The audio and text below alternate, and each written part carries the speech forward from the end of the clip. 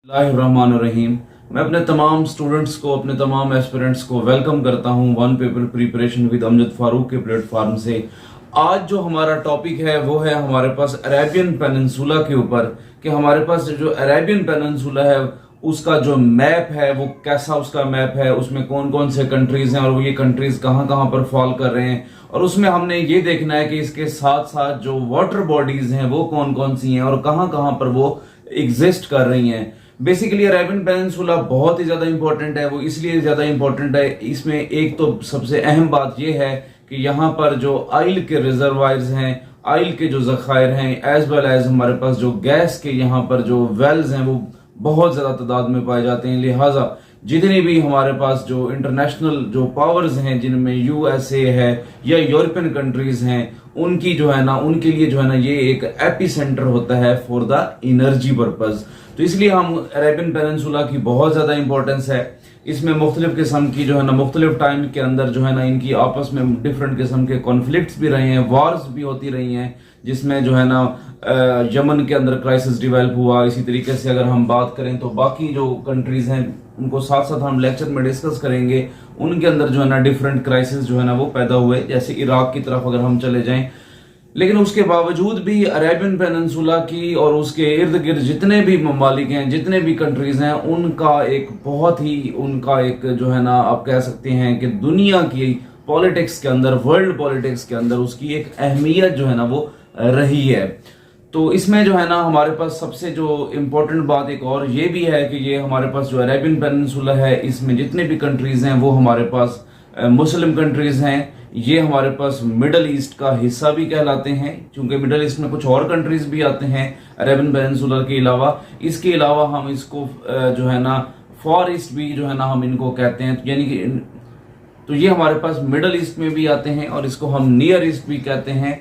तो ये हमारे पास एशिया के अंदर जो है ना बेसिकली इनका जो एग्जिस्टेंस है, अगर हम कॉन्टिनेंट्स के हिसाब से बात करें तो ये एशिया के अंदर जो है ना फॉल करते हैं। आइए हम इसमें ये देखते हैं कि इसमें अरेबियन पेनिनसुला के अंदर कौन कौन से कंट्रीज हैं और कहाँ कहाँ पर वो एग्जिस्ट कर रहे हैं। तो सबसे पहले मैं आपको बात बताऊं तो ये हमारे पास आपको नजर आ रहा होगा, ये बेसिकली हमारे पास कतर है। तो कतर की अगर हम बात करें तो कतर इस तरफ ये आपको कतर दिखाई दे रहा है, उससे आप नीचे आए तो ये आपके पास यूएई। तो नंबर 1 के ऊपर अगर आप देखें तो हमारे पास कतर है, और कतर से हम जरा नीचे आए तो ये हमारे पास United Arab Emirate UAE. UAE से आप तीसरे नंबर पर यहां पर एग्जिस्ट करें तो यहां पर हमारे पास जो कंट्री मौजूद है अरेबियन पेनिनसुला के अंदर, वो हमारे पास कहलाता है ओमान। तो ये हमारे पास क्या है, ओमान। इसी तरीके से ओमान के आप इस तरफ चले जाएं तो यहां पर आपको मिलेगा यमन। तो ये हमारे पास क्या है, यमन।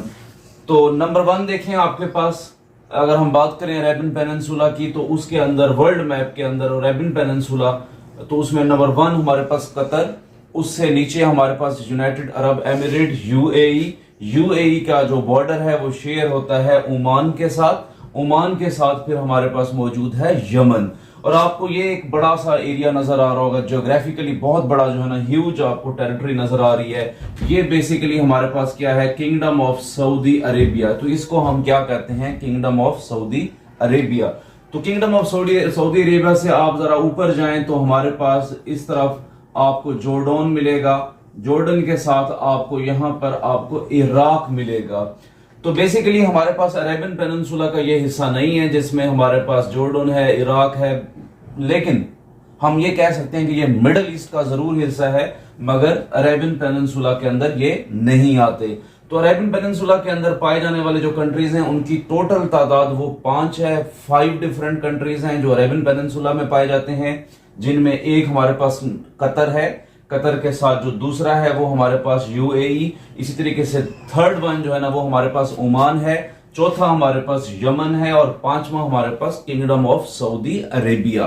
तो kingdom of Saudi Arabia international politics में, मुस्लिम पॉलिटिक्स में, मिडल ईस्ट की पॉलिटिक्स में इसकी बहुत ज्यादा अहमियत है, और ये बहुत ही ज्यादा एक इंपॉर्टेंट कंट्री भी जो है ना कंसिडर किया जाता है। नाउअडेज आपने सुना होगा कि जो किंगडम ऑफ सऊदी अरेबिया है, इनके जो रिलेशन है वो इसराइल के साथ जो है ना वो ग्रेजुअली जो है ना वो बेहतर होते जा रहे हैं, ग्रेजुअली जो है ना वो इम्प्रूव होते जा रहे हैं। इसी तरीके से अगर हम बात करें मजीद थोड़ा सा हम चलें इस तरफ चलें तो ये हमारे पास ये जो पॉइंट है आपको ये जो दिखाई दे रहा है, ये हमारे पास क्या, ये बेसिकली वाटर बॉडी है, ये हमारे पास गल्फ कहलाती है। तो ये हमारे पास कहलाती है पर्शियन गल्फ। तो ये हमारे पास क्या है, पर्शियन गल्फ। इसी तरीके से पर्शियन गल्फ से आप नीचे आए तो ये हमारे पास गल्फ ऑफ ओमान कहलाती है, गल्फ ऑफ ओमान। तो इसको हम क्या कहते हैं, गल्फ ऑफ ओमान। तो यहां पर आपको एक नैरो पाथ नजर आ रहा है, बिल्कुल नैरो। तो ये जो नैरो पाथ है बेसिकली ये हमारे पास स्ट्रेट कहलाता है और ये हमारे पास स्ट्रेट ऑफ हार्मूज।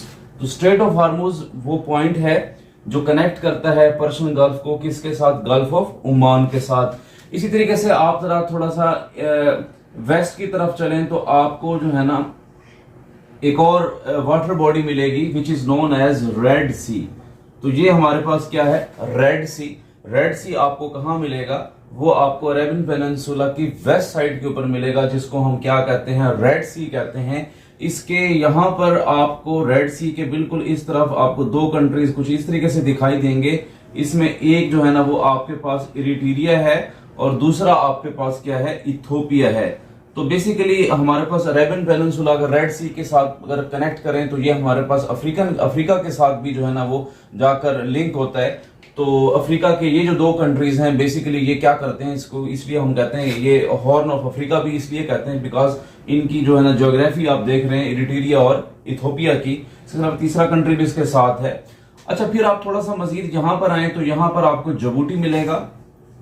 इसमें डी जो है ना वो साइलेंट होता है। बेसिकली ये जिबूटी है जो कि हमारे पास कहां पर है, वो यहाँ पर एग्जिस्ट कर रहा है। और फिर ये यमन के साथ ही हमारे पास ईडन है। तो ये पोर्ट है बड़ी फेमस। तो यहां पर जो हमारे पास गल्फ बनती है इसको हम ईडन गल्फ कहते हैं। और इसके साथ साथ हमारे पास बाबुल मंदर का इलाका भी जो है ना वो यहां पर एग्जिस्ट करता है। तो बेसिकली ये हमारे पास मैप अरेबियन पेनिनसुला का है जिसमें हमारे पास टोटल 5 कंट्रीज हैं, जिनमें एक हमारे पास कतर है, यूएई है, ओमान है, यमन है, किंगडम ऑफ सऊदी अरेबिया है। और उसके साथ साथ अगर हम बात करें तो हमारे पास पर्शियन गल्फ मिलेगा। इसी तरीके से आपको गल्फ ऑफ ओमान जो है ना वो मिलेगा। और उनके दरमियान जो कनेक्टिविटी है वो बेसिकली स्ट्रेट ऑफ हार्मूज की वजह से है। और आपको वेस्ट की तरफ चले जाएं तो आपको रेड सी मिलेगा। और इसी तरीके से आप जरा नॉर्थ की तरफ जाएंगे तो आपको जॉर्डन मिलेगा और जॉर्डन के साथ साथ आपको इराक मिलेगा। तो बेसिकली अरेबियन पेनिनसुला की बहुत ज्यादा इंपॉर्टेंस है, इसलिए इसको आपने वन पेपर प्रिपरेशन के हवाले से इसको तैयार करना है। इवन कि आप सीएसएस या पीएमएस में भी दे रहे हैं, अगर आप इंटरनेशनल पॉलिटिक्स के स्टूडेंट्स हैं, आईआर के स्टूडेंट हैं या पॉलिटिकल साइंस के स्टूडेंट हैं, करंट अफेयर के स्टूडेंट हैं, तो आपको जो है ना अरेबियन पेनिनसुला का मैप बनाना आना चाहिए। और उसमें जितने भी हमारे पास कंट्रीज हैं उनकी जो है ना एग्जैक्ट आपको लोकेशन का जो है ना आइडिया होना चाहिए।